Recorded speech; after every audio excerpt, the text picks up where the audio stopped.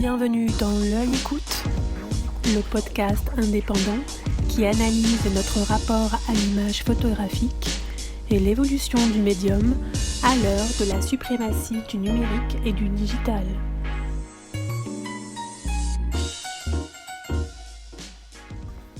Sophie Zénon mène un travail photographique qui interroge la mémoire et l'oubli, la perte et l'absence, au sein d'une réflexion plus large sur le passage du temps et la mort.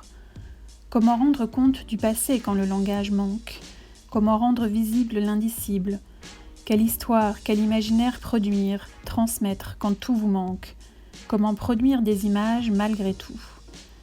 Envisageant le paysage comme un lieu d'expérience, de méditation, elle aborde le passé dans sa dimension de présent et le vivant dans sa capacité de résilience. Ses œuvres se nourrissent de sujets liés à des traumatismes. La guerre, la perte d'êtres chers, le corps mort. Les corps y sont des spectres, des lieux de passage porteurs d'enjeux historiques, politiques. Mais à travers le choix de ces sujets, c'est elle-même qu'elle cherche à sonder, à éprouver, usant de son corps dans l'espace, jusqu'à se mettre en scène dans ses plus récents travaux. Bienvenue dans ce deuxième volet de L'œil écoute, aux côtés de Sophie Zénon et de Yannick Le Guillanton.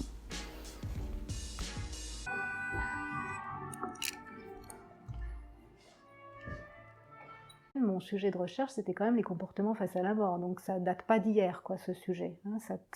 C'est quand même une expérience aussi très fondatrice et qui va se poursuivre tout au long de ma pratique. Finalement, les fantômes sont un peu mon terrain.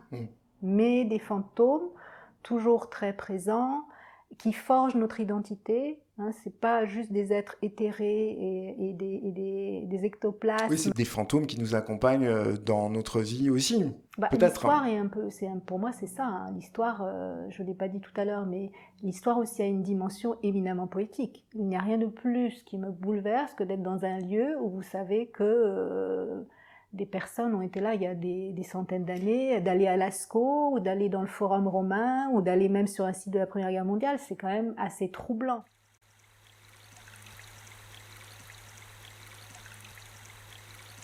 Toutes les âmes ne sont pas parties. Moi je crois aux esprits, ils ne me dérangent pas, moi je vis très bien, je n'ai pas de problème avec ça. Et je suis croyant. Pour moi, il est aussi important d'avoir la forêt, d'avoir ce qui entoure dans la forêt, là autour chez moi. C'est aussi important que d'aller de temps en temps à l'église. Je le mets sur le même registre. Alors, est-ce que c'est pas une vision, pour le coup, un peu romantique de l'histoire ? Bien sûr, mais c'est ce qui donne aussi, c'est ce qui forge aussi l'imaginaire, qui donne une part de rêve. Pour moi, la photographie, c'est ça aussi. On parlait de magie tout à l'heure dans les photos magiques de Graziella Iturbide, mais pour moi, c'est ça aussi, la photographie. C'est donner une part de rêve et de bâtir à partir de la réalité, mais de s'en échapper. Alors, est-ce qu'on peut voir justement quelques images de vos momies Oui, bien sûr. Alors, les momies. De Palerme. Alors, voilà quelques tirages qui sont des tirages de lecture de très bonne qualité, mais il faut savoir que quand je les présente, ces momies, elles font quand même taille humaine. Elles sont à 80 par 120 parce que je veux aussi que le spectateur... Ce qu'il faut peut-être expliquer, c'est que spontanément, quand on parle de momies, on pense à l'Égypte et que là, en l'occurrence, on est en Sicile. C'est ça. Je crois que l'endroit où elles sont conservées, toujours aujourd'hui, il a une spécificité qui fait que les corps se conservent de façon assez optimale. Alors, c'est un lieu qui se trouve à Palerme, c'est la crypte des catacombes des Capucins. Vous entrez dans cette crypte, vous descendez quelques marches et là vous arrivez dans un espace assez labyrinthique où vous avez face à vous 8000 momies, toutes les unes à côté des autres, accrochées sur 2 niveaux. Donc le premier sentiment est quand même assez troublant, on pourrait même dire saisi d'effroi. Il y a un petit texte totalement inconnu, c'est un texte d'Alexandre Dumas que j'aimerais bien vous lire parce qu'il est... Allez-y, Sophie.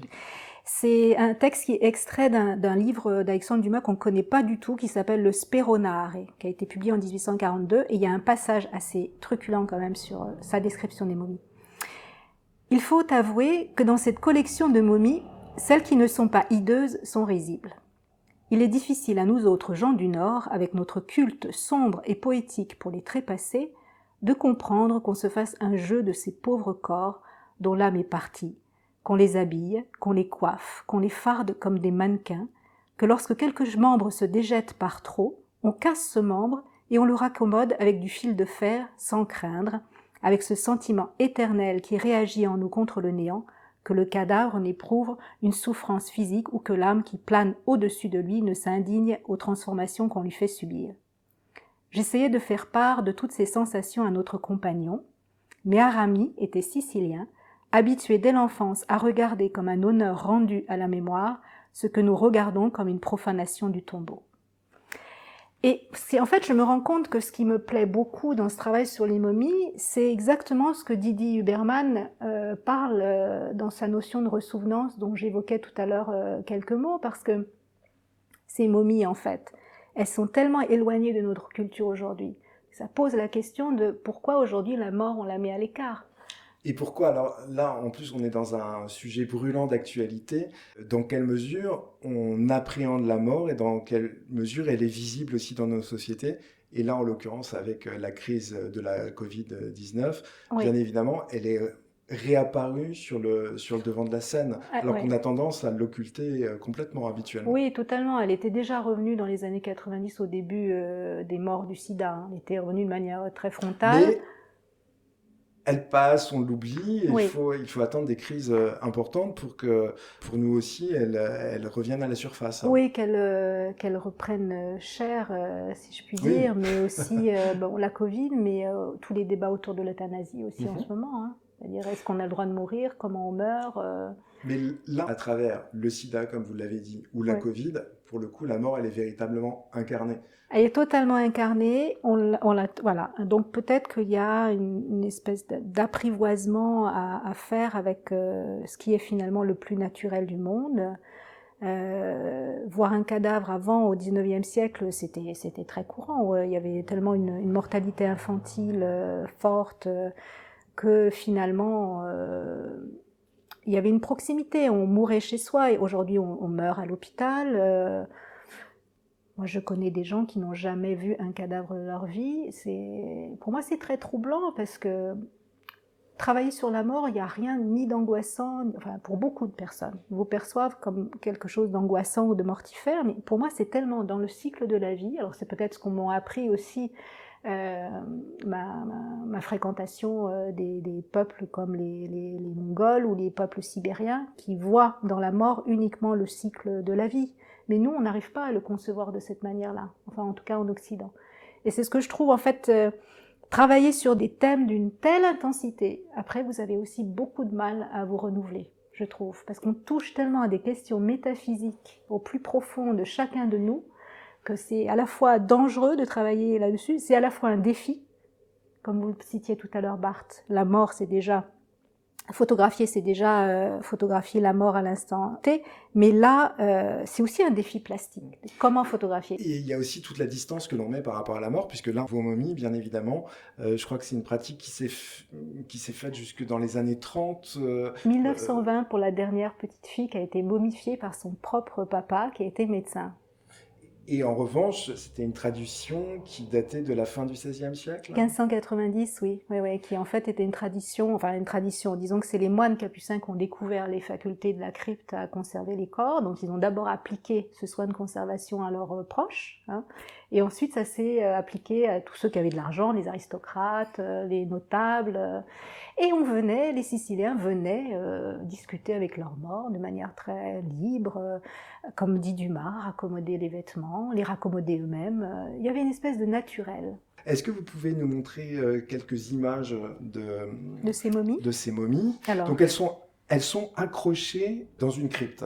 Voilà, elles sont en fait adossées au mur d'une crypte. Il faut les imaginer debout.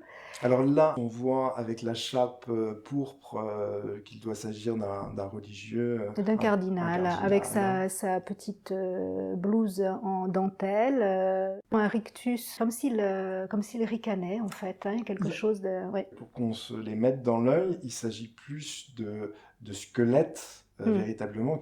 C'est des momies qui sont très décharnées. Totalement. Donc on voit un peu de chair sur les mains, mais la position du corps est assez paisible et l'expression de la bouche, le rictus, est pas véritablement inquiétant non plus. Non, alors, bon, et pas inquiétant. Maintenant, c'est aussi la manière dont je les ai photographiés. Parce que, Yannick, vous descendriez dans cette crypte, il n'y a quasiment pas de lumière. C'est un néon qui diffuse une lumière blafarde. Là, j'ai fait un très gros travail d'éclairage. C'est-à-dire que j'ai mis en scène. J'ai mis en scène Oui. par la lumière. Je n'ai pas mis en scène le personnage, mais j'ai fait ressortir les couleurs. De toute façon, dans Oui. tout travail, il y a une mise en scène. Donc, je crois que Oui. le mot est approprié. En tout cas, cette lumière que j'ai donnée met en avant certains détails, fait ressortir les couleurs. Il y a aussi ce très très très léger flou, très légère vibration que j'ai imprimé au corps de la momie, à la fois en travaillant avec des vitesses lentes, mais à la fois en travaillant aussi avec mon propre corps. Et on a l'impression qu'il y a comme un souffle. On a l'impression que cette momie, du coup, elle est complètement transfigurée, quoi. Oui, J'ai essayé, en tout cas, j'ai essayé d'ôter tout caractère d'épouvante qu'on retrouve dans un texte de Maupassant que je ne vous le lirai pas, mais où là, on n'est plus dans ce côté carnavalesque, finalement. C'est ce qui intéresse Dumas dans son texte. Et ce que j'ai essayé aussi de faire ressortir dans ce travail. C'est pas tant les immortaliser, c'est pas ce qui m'intéresse, mais plus de montrer le côté dérisoire de la vie. C'est ça qui m'intéresse dans ce travail. Ce sont en quelque sorte des vanités. Les vanités sont généralement suggérées dans la peinture ou à travers des artifices. Oui. Et là, on croise véritablement des vanités qui nous Complètement. rappellent que l'on doit mourir. Qu'est-ce que ça peut nous apprendre sur la vie, ce travail que vous faites sur la mort ? Là, je n'ai pas de leçon à donner. À nous apprendre sur la vie, je ne sais pas, mais en tout cas, je pense que cette proximité avec la... Peut-être, encore une fois, je parlais tout à l'heure d'apprivoiser la mort. Pour moi, ce travail, c'est aussi ça. C'est-à-dire ne pas tout le temps y penser en termes de peur ou d'angoisse, de la vivre la plus naturellement possible. Bon, après, c'est très paradoxal ce que je dis, parce que finalement, je m'aperçois que je travaille sur les angoisses humaines. Sur la mort fait partie de ces angoisses, la perte, l'oubli, l'absence. C'est des angoisses qui sont communes à tous. Alors je parle de ces angoisses, mais en même temps je me demande si c'est pas moi qui me met aussi en danger d'une certaine manière et qui me met aussi en scène. D'ailleurs, j'en arrive au point de me mettre aussi moi-même en scène dans mes derniers travaux. Dans vos derniers travaux. Oui. Absolument. Donc il y a une part aussi peut-être sûrement comme si j'essayais d'ausculter ma propre psychologie, mais qui renvoie aussi à la psychologie de tout un chacun, parce que c'est quand même des questions métaphysiques. Oui, dans la spiritualité, dans le fait religieux, il y a aussi des conduites qui concernent une société à un moment donné, la plupart du temps. Alors, vous parliez tout à l'heure, vous l'évoquiez, de la photographie post-mortem, mais il y a également un mouvement qui fait date dans la photo au XIXe siècle, c'est la photo spirit, des images mises en scène à l'aide de trucages qui font apparaître des spectres, des orbes, des rayonnements. Un paradoxe, puisque la photographie, c'est une preuve ultime, une représentation du réel, et que dans le même temps, jusqu'à aujourd'hui, elle nous induit parfois en erreur dans notre perception du réel. Quel regard portez-vous sur le caractère magique ? Vous avez utilisé ce mot de magique, d'ailleurs, tout à l'heure, que l'on prêtait à la photographie. Magique, oui, ou je disais plutôt poétique. Alors, ce courant dont vous parlez, c'est même l'origine même de la photographie. La photographie, les premiers daguerréotypes que l'on connaît en photographie, c'est justement des daguerréotypes d'enfants morts. Donc, c'était une pratique courante, parce que d'abord, on ne faisait pas souvent des photographies au XIXe siècle, et quand un enfant mourait, c'était la seule trace qu'on avait de lui. Et la photographie était bien évidemment rare à l'époque. C'était un multiple déjà. Au début, oui, le daguerréotype. Après, ça s'est avec les portraits, cartes de visite, ça s'est développé plutôt vers les années 1870-1880. Mais au départ, la photographie, les premières photos, c'est vraiment ça, des daguerréotypes d'enfants morts. Et avec une manière de les photographier très très étonnante, parce qu'on a l'impression que l'enfant dort, ou il est mis en scène avec ses parents. J'ai retrouvé d'ailleurs une publicité, là, en cherchant un peu, j'ai retrouvé un slogan publicitaire d'une firme américaine absolument incroyable. C'est la firme Southworth Haves, qui est réputée pour la qualité de ses daguerréotypes, et elles écrivaient comme pub « Nous pratiquons les portraits miniatures d'enfants et d'adultes instantanément et de personnes décédées, soit dans nos locaux, soit à domicile. Nous nous attachons à obtenir des miniatures de personnes décédées agréables et satisfaisantes, et le résultat est souvent si naturel qu'elle semble, même aux yeux des artistes, plongés dans un profond sommeil. » Donc je trouve ça quand même très signifiant dans la manière dont on avait le mort avec nous, avec les vivants. C'est une tradition d'ailleurs qui n'est pas si ancienne que ça, puisque j'ai interviewé récemment Sabine Weiss. Elle ne l'évoquait pas dans l'interview, mais en revanche, je sais qu'elle a fait plusieurs photographies comme ça sur commande de défunts à leur domicile. Donc très certainement dans les années 50, même si c'était beaucoup plus rare, je l'imagine, à cette époque. C'était beaucoup moins courant. Et pour revenir au caractère magique, poétique de la photographie... En fait, magique, poétique, vous citiez Barthes, mais moi j'ai envie aussi de parler de Bazin et j'ai envie de parler de Bourdieu. Bazin, il a écrit un livre dans les années, je crois que c'est 1945, si je ne me trompe pas, qui s'appelle Ontologie de l'image photographique. C'est avant tout un livre sur le cinéma. Et il pose comme origine de l'art ce qu'il appelle le complexe de la momie. On revient à la momie. On revient à la momie, c'est-à-dire le besoin de défense contre le temps, qui est un besoin fondamental de la psychologie humaine. Et dans cette perspective, du coup, l'apparition de la photo, qui donne en fait une espèce d'illusion entre l'écart entre le monde et sa représentation, elle est décisive, l'apparition de la photo. On peut préserver son visage et son corps par-delà la mort et fixer ce qui était voué à disparaître. D'où l'essor de la photo spirit, d'où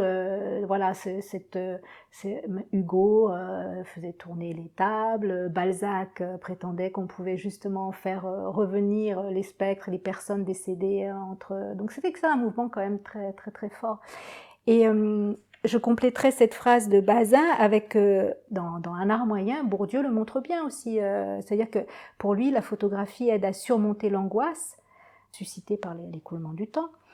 Il parle aussi de ce substitut magique. Il dit que la photographie fournirait un substitut magique de ce que le temps a détruit. Donc peut-être il y a aussi de ça dans cette part du pouvoir de la photographie, de ce côté oratique, de ce côté rêverie, imaginaire. Oui, je le vois aussi vraiment comme ça dans ma pratique. Et évocation du passé aussi de façon très présente, très naturaliste. Évocation du passé, certes, mais en tout cas de travailler cette mémoire, de la triturer, de la malaxer d'une manière différente.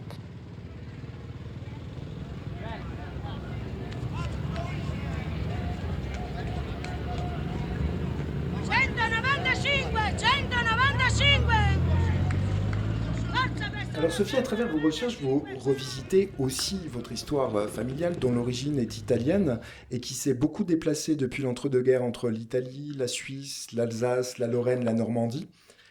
Toute proportion gardée, cette itinérance, aviez-vous conscience qu'elle fait écho aux migrations contemporaines qui sont également des départs forcés pour échapper aux guerres, aux régimes totalitaires à la fin ? Alors l'histoire familiale, elle est arrivée en 2015, c'est l'année des premières migrations en Europe, des migrants qui venaient d'Afrique du Nord, de Syrie. De Syrie également. Et de Syrie. Et comme beaucoup de personnes, j'ai été complètement bouleversée par ça et ça m'a rappelé l'histoire de ma propre famille, de l'arrivée des Italiens dans les années 20 qui n'ont pas été particulièrement bien accueillis dans les Vosges, de celle de mon père bien sûr. Bon, toute proportion gardée, on n'est pas du tout dans les mêmes problématiques, mais en tout cas c'était aussi pour des raisons politiques, des raisons aussi tout simplement de travail.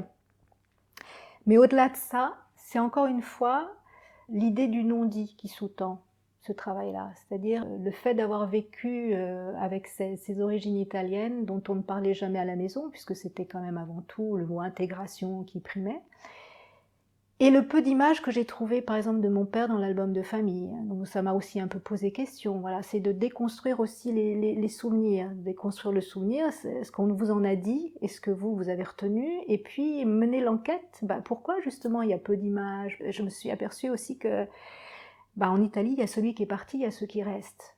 Et je pense que mon père est resté toujours un étranger pour sa famille. Oui, il est parti très tôt. Ah bah oui, il est parti très tôt, il est né aussi en France, il a fait des allées et venues. Donc en fait, ça a été le point de départ de toute une enquête, on va dire, où toujours en s'appuyant sur la réalité, sur ce que j'en sais, de fictionner et de construire finalement mon propre album de famille. C'est une manière aussi d'exorciser. Alors ça, vous l'avez très bien fait dans un travail, vous allez me rappeler le titre. Le premier, L'homme paysage, L'homme peut-être. paysage. Oui, j'ai sorti quelques images Alexandre. aussi, voilà.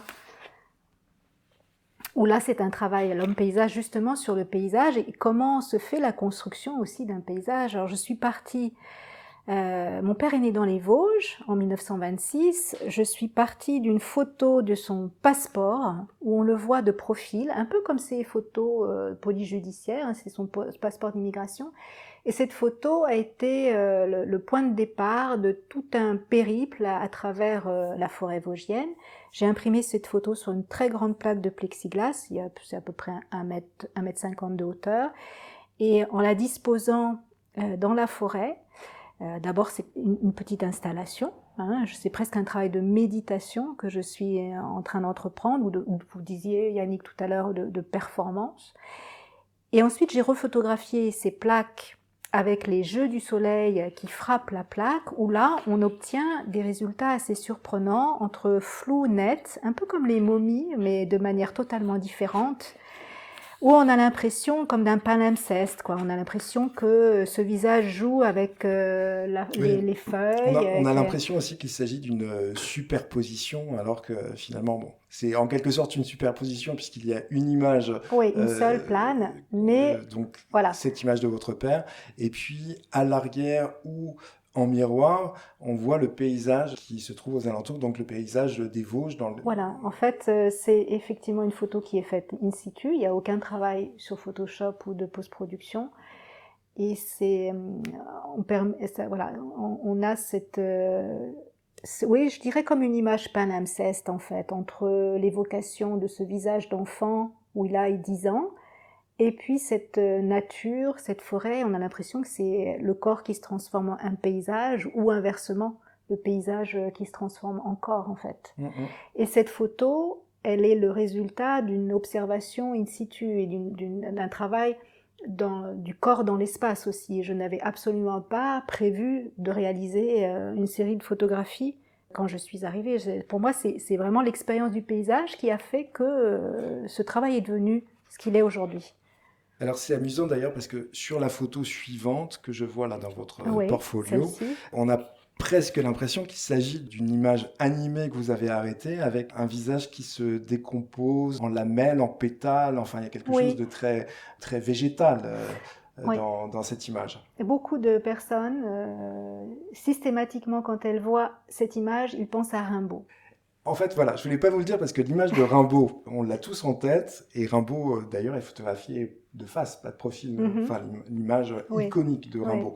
Ça fait penser effectivement à Rimbaud. C'est difficile à dire pourquoi. Peut-être tout simplement parce que votre père, sur l'image, il a à peu près l'âge de Rimbaud quand il a été photographié. Peut-être, C'est une photo en noir et blanc, et puis il a un look aussi qui peut évoquer Rimbaud. Mais j'aime beaucoup, effectivement, c'est ce que vous appelez ces pétales blancs qui viennent recouvrir délicatement son visage, un peu comme un linceul, ou comme une transformation dans le paysage. Et puis, en haut à droite, le tampon de son passeport d'identité qui indique aussi le côté politique aussi, hein, c'est-à-dire que ces photos, cette photo de passeport, elle est prise dans une période extrêmement brûlante de l'entre-deux-guerres. Donc il y a une dimension poétique, mais une dimension aussi fortement politique. Il y a une double lecture dans cette image. Le tampon, c'est pas la première chose que l'on voit quand on voit l'image, mais en y regardant de plus près. Voilà, c'est un peu en filigrane, on se dit mais c'est quoi? C'est ça qui est intéressant aussi, c'est de décrypter l'image et de la regarder attentivement avec toutes ces nuances de couleurs aussi et se dire bah tiens, là il y a des lettres, qu'est-ce que c'est? Voilà, c'est-à-dire que c'est ce qui m'intéresse dans ce genre de travail. Certes, c'est l'histoire de mon père, mais ça devient une œuvre avant tout poétique. Avant que ce soit l'histoire de mon père. C'est ce qu'on découvre quand on décrypte l'image. Ça devient quelque chose de beaucoup plus universel. Alors bon, On peut parler d'histoire personnelle, d'histoire collective. Je sais que c'est une expression qui revient souvent dans beaucoup de travaux aujourd'hui. Moi, je le rattache toujours plus... Ça, c'est la surface pour moi immergée de l'iceberg. Pour moi, la question fondamentale, c'est comment on s'en débrouille. Chacun, l'expression est un peu familière, mais en tout cas, qu'est-ce qu'on fait de cette perte d'être cher? Comment on transcende ça? Comment on peut vivre avec? Comment on peut vivre avec nos douleurs, nos peines? Peut-être pour reprendre encore ce que dit Didier Huberman, c'est que finalement le deuil est aussi moteur de création et que la révolte est aussi très, très bien dans la création. C'est une question que je ne vous ai pas posée, mais le moment où vous avez commencé à faire cette enquête et à travailler sur donc ces photographies de votre papa, il était encore vivant? Est-ce il pouvait être témoin ou c'est justement à l'occasion de son départ que ça vous a donné envie de travailler sur ce sujet? Je n'ai pu travailler sur mon père qu'après sa mort. Pareil, travailler sur ma grand-mère, c'est après sa mort. Donc, ma mère a vu ce travail sur mon père, ma sœur a vu, mais ma sœur et mon frère ont vu ce travail. Chacun a eu des ressentis très différents parce que travailler sur la mémoire familiale, c'est parfois un terrain un petit peu glissant. Voilà, chacun peut se projeter comme il veut en fait dans ces images. Je le dirais de ma famille, mais je peux le dire aussi du public qui est venu voir ce travail. Et comme vous le dites, le côté universel aussi, sans lire de texte ou quoi que ce soit, les visiteurs qui viennent dans une exposition où cette installation est présentée, puisque c'est présenté aussi sous forme d'installation, et ils voient avant tout le visage d'un enfant. Oui, complètement. Alors, il y a une installation, il y a une petite vidéo aussi de 3 minutes qui a été présentée à la Bibliothèque nationale de France, parce qu'il y a eu cette grande exposition, je crois que c'était 2017 ou 2018, qui s'appelait Paysages français, avec tout un parcours, c'était une exposition énorme, et ce travail a été présenté sous la forme d'un polyptyque avec une vidéo au centre, et aujourd'hui, ce polyptyque a été acquis par la Bibliothèque nationale de France. Alors je suis très fière que mon père soit maintenant dans une institution pour l'éternité. L'institution voilà, de l'écrit. Ça, oui, c'est ça.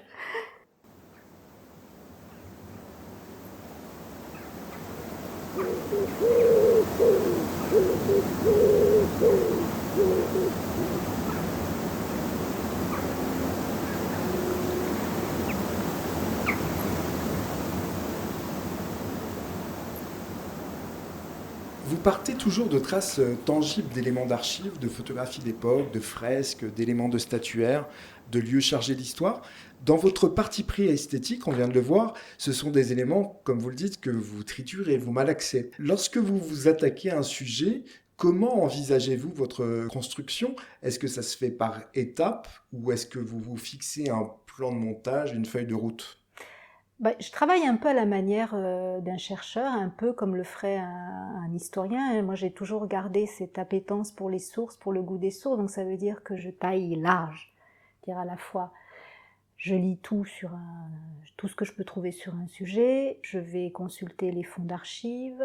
Je peux faire aussi des interviews, comme il m'est arrivé, par exemple, sur le travail que j'ai mené en résidence sur le site de la Première Guerre mondiale, où j'ai interviewé un ébéniste, Raoul Hermel.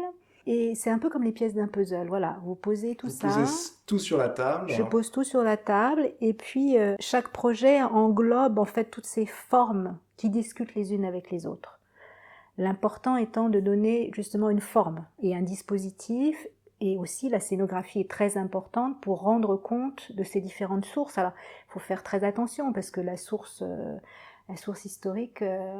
il faut la manipuler avec précaution. Il y a des sources qui ne se prêtent pas non plus peut-être au malaxage dont je parlais tout à l'heure. Comment positionnez-vous le curseur entre votre liberté narrative et l'objectivité de l'historienne qui fait partie de votre formation, puisque vous êtes à la fois une conteuse qui nous raconte des histoires individuelles, mais qui s'intéresse également à l'histoire, à des faits tangibles et documentés. Toute la question est là, c'est-à-dire...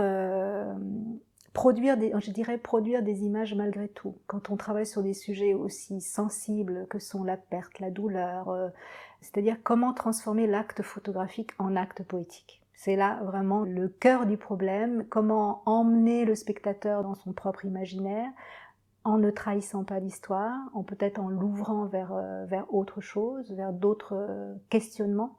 Et c'est ça qui est passionnant, parce que pour moi, chaque sujet est vecteur d'un nouveau défi, d'une nouvelle problématique. Je n'aime pas me répéter d'un sujet à un autre, donc parfois ça peut aussi déconcerter, parce que du coup, j'expérimente tellement de choses différentes dans la manière de restituer les archives, les prises de vue, enfin tout ce mix dont je parlais il y a un instant. Et d'ailleurs, pour vous, est-ce que c'est réellement important que la personne qui va visiter votre exposition, qui va voir votre travail, se sente immergée dans l'histoire? Finalement, elle est dans une histoire personnelle et qu'il la renvoie peut-être elle-même à sa propre histoire, mais sans savoir que ça appartient à la grande histoire. Ça n'a peut-être pas une importance capitale.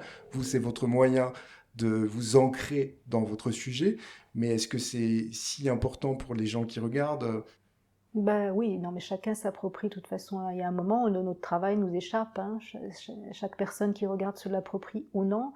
Je vois le travail, par exemple, sur les momies de Palerme, où la scénographie était très minimaliste pour le coup. Hein. Il n'y avait pas besoin d'en rajouter. Déjà, c'était suffisamment fort, mais il y a des personnes, j'ai tout vu. J'ai vu des personnes qui arrivaient en silence, d'autres qui se mettaient à pleurer, d'autres qui sortaient en courant. Donc voilà, en fait, c'est pas trop mon problème. Oui. Je crois être sincère dans ce que je fais. Je me pose pas la question en termes ni de visibilité, ni de vente potentielle. Je fais ce qui est au fond de moi. Et ce qui me paraît de toute façon impératif, ça répond comme à une urgence, comme à une... Oui, il faut que ce soit toujours des fulgurances. Les momies, je les ai rêvées, j'y suis allée. Voilà, il y a toujours... Je travaille beaucoup à l'instinct et c'est vrai aussi beaucoup à l'émotion. C'est-à-dire même quand je restitue un travail, il y a énormément de moi dedans. Énormément. Donc après, les spectateurs en font ce qu'ils ont envie d'en faire aussi.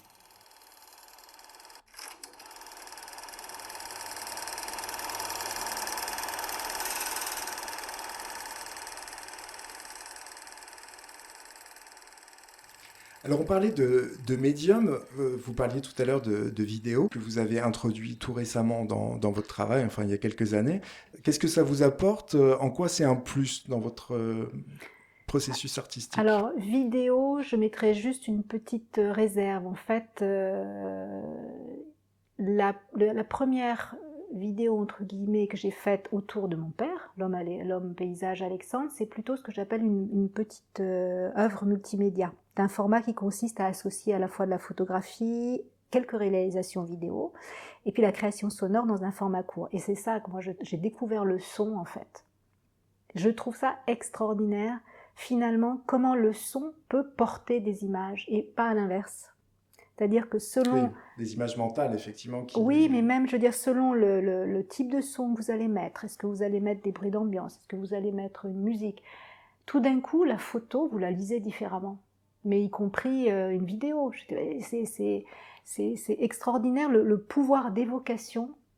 Et j'ai parfois même la tentation de dire que c'est plutôt la musique qui porte un film... Et là, ça vous renvoie aussi à vos premières amours, puisque quand vous travaillez sur la Mongolie, vous êtes dans un format cinémascope, si je puis dire, oui. Et les références que vous m'avez données sur les choses que vous aviez dans l'œil à l'époque, c'était aussi des références de cinéma.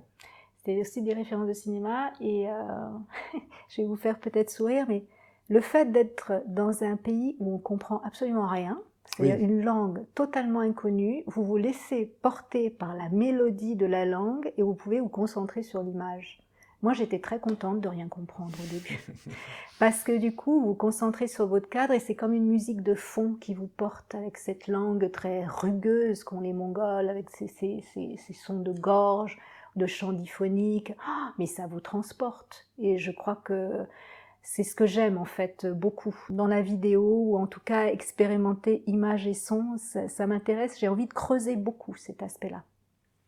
Il y a un autre point qui n'est pas à proprement parler lié à la mort, mais il y a une forme de mystère dans votre travail, des spectres qui peuplent vos images, qui pour ma part apparaissent comme des passeurs de mémoire. Au-delà de votre production artistique, de vos expositions, j'imagine que vous prenez plaisir à avoir des échanges intergénérationnels, à transmettre. Quelles sont vos activités ou vos projets qui vont dans ce sens à l'heure actuelle? Alors, j'ai une partie transmission en faisant des ateliers.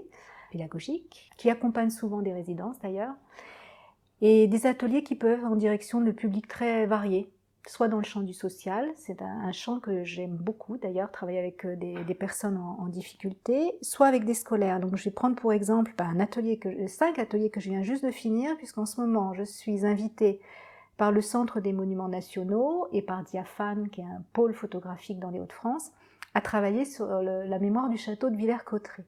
Villers-Cotterêts, voilà. Villers-Cotterêts, ça vous dit peut-être quelque chose, c'est des vieux souvenirs d'école. Villers-Cotterêts, oui, c'est un traité autour de la langue française. Oui, c'est ça, c'est 1539, François Ier, qui impose le français dans tous les documents officiels à la place du latin. Bon, on est parti de ça pour faire en sorte que le château devienne en 2022 l'Institut international de la langue française. C'est un gros projet gouvernemental. On m'a invité à une carte blanche pour cette mémoire du château et j'ai aussi mené des ateliers avec 3 en milieu scolaire, 2 petites classes, vous savez, ces classes de village avec plusieurs niveaux dans la même classe. Niveaux. Un collège avec une classe de 4e, un foyer d'accueil migrants, ex-alcooliques, femmes seules, et puis un EHPAD, où, parce que cette histoire du château est assez insensée, hein. Le château, il est passé de demeure royale à château pour les indigents et maison de retraite jusqu'en 2014, maison de retraite qui dépend de la ville de Paris. Et il y a d'anciens pensionnaires de la maison de retraite du château qui se retrouvent aujourd'hui dans une maison de retraite flambant neuve, qui sont finalement la dernière, voilà. Et je veux absolument faire mon travail de création avec eux parce que l'histoire est aussi incroyable. Bref, donc avec moi, oui, on revient à la transmission. Donc ces ateliers, j'ai fait travailler entre guillemets, j'ai proposé des ateliers autour de la mémoire du château, mais sous des angles à chaque fois différents pour chaque groupe, de manière à avoir une vue très transversale de l'histoire du château. Transgénérationnelle, là, pour le coup. Transgénérationnelle, absolument. On a beaucoup travaillé, mais on s'est surtout beaucoup amusé. Franchement, c'était un atelier magnifique et la restitution, si vous voulez venir le voir, ça sera en septembre. Sur les palissades du château, on va utiliser toutes les grandes palissades, puisque le château est en chantier en ce moment, cernées de palissades, et on va faire avec Fred Boucher, directeur de Diaphane, comme une galerie à ciel ouvert de toute la restitution du travail des enfants et des adultes. Rendez-vous en septembre aux Journées du Patrimoine. Très bien, écoutez, Sophie, nous serons là, bien évidemment, au rendez-vous en septembre. Merci beaucoup pour le temps que vous nous avez accordé, et puis merci pour cette page d'histoire dans laquelle vous nous avez fait voyager à travers les vivants et les morts. Merci Yannick.